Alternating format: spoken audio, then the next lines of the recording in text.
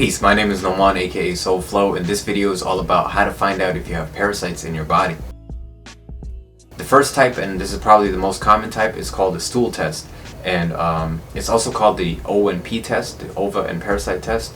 And this test is basically where you take a sample of your stool and you send it to a lab, and then they look at it under a microscope and see if they can find any eggs or segments of the parasite. The chances of them finding one is not very high.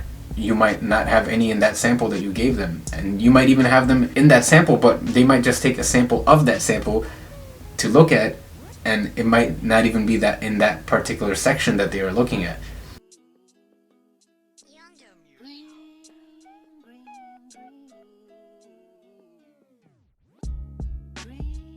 I'm a part of Facebook groups with thousands and thousands of people who share their stories about parasites, and almost every single one of them, they had to keep pushing their doctor for this test.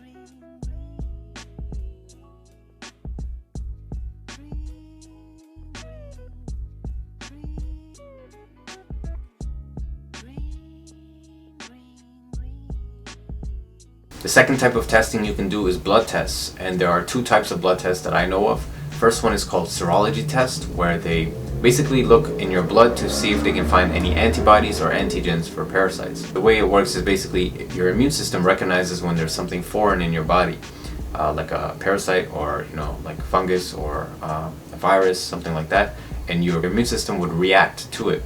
And we can detect that. I guess in these serology tests, they would detect the antibodies or antigens for parasites, which your immune system would produce if you had them. The second type of blood test is called a blood smear test, and that's where they look at your blood under a microscope to see if there's any parasites that would specifically live in your blood. I'm reading here on the CDC website. It says, some but not all parasitic infections can be detected by testing your blood. Blood tests look for a specific parasite infection. There's no blood test that will look for all parasite infections.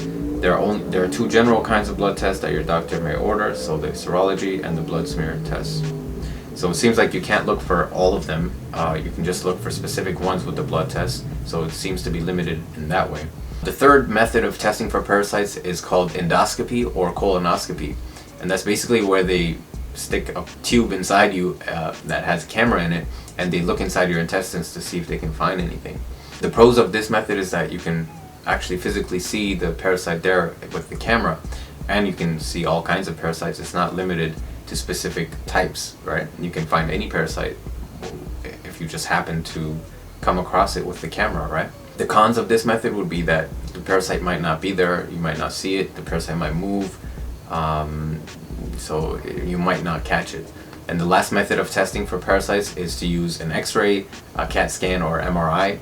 And I think that's used when they are looking for parasites that are, within the organs, the tissues of the organs, and that are causing lesions in the organs and things like that, little holes. But I don't really know too much about that, to be honest. I don't know how accurate it is. I don't really know much about it. That's something to look into. So those are some of the common methods of testing for parasites that I'm aware of at this point. So there's no perfect test for parasites. There's no test that will be 100% accurate and will test for every single parasite out there. With no false positives and no false negatives. It just doesn't exist, at least not to my knowledge, especially when you consider that an estimate for the number of parasites that are out there is between 75,000 and 300,000 types of parasites. That's a lot of parasites to be testing for, right? That kind of makes the problem trickier to know which ones you have and if you have them or not. So you can definitely look into those tests in more details and maybe even speak to your doctor about it. But I would say this: if you went to your doctor for your symptoms and your doctor did all kinds of tests and everything kind of came back normal, and your doctor hasn't really been able to pinpoint the root cause of your symptoms, that's when I would say definitely consider doing a parasite cleanse. Your tongue should be pink, but if you see a white layer on top of it, it's probable that you have candida overgrowth. There's other things that can cause the white layer on your tongue, but if you have all the other symptoms as well, then it goes hand in hand and you can tell that you have candida overgrowth. By the way, the cleanse that I'm doing and that I will share with you guys is not just for parasites. It will kill parasites, it will get rid of your fungus overgrowth,